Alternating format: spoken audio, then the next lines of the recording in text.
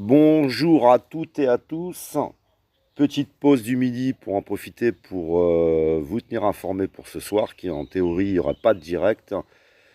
David Buisson, docteur nature vivante ou puante. Tu vois, c'est ça avoir une nature puante. C'est lancer un direct sans me prévenir.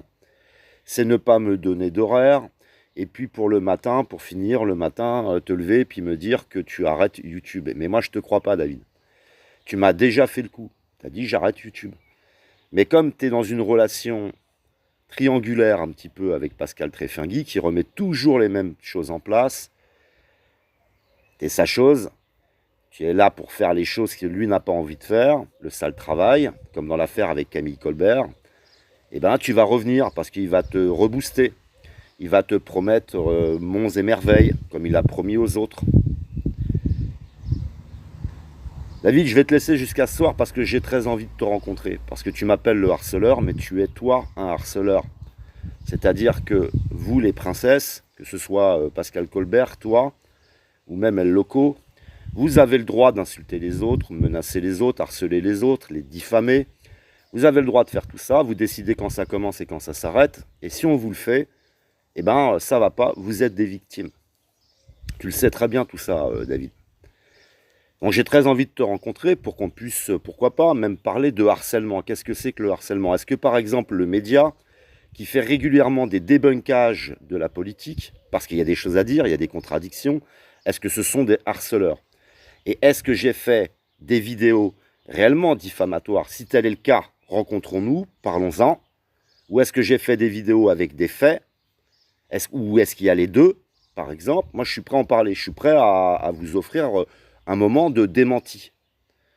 Donc là, tu dis que tu arrêtes YouTube. Je dis que tu ne vas pas arrêter YouTube. Tu as besoin de ta dose. Tu as besoin de venir t'exhiber.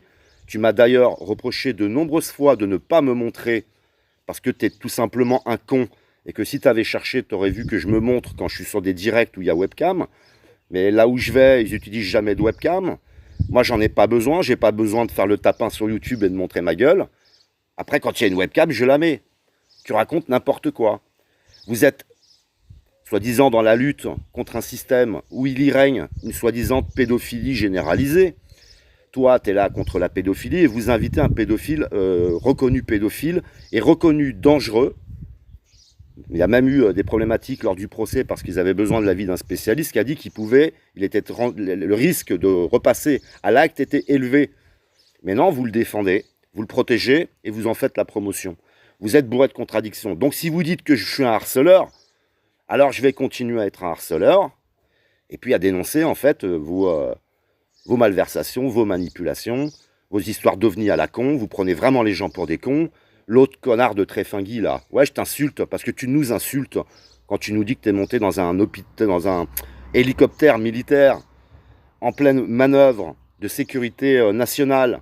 Ouais, ils ont pris Pascal Tréfingui, lui ont filé une combinaison, ils dit vas-y monte, on va t'emmener sur le terrain de l'invasion d'un ovni sur Terre et tout. Non mais vous êtes des cons les mecs. Arrêtez de nous prendre pour des cons.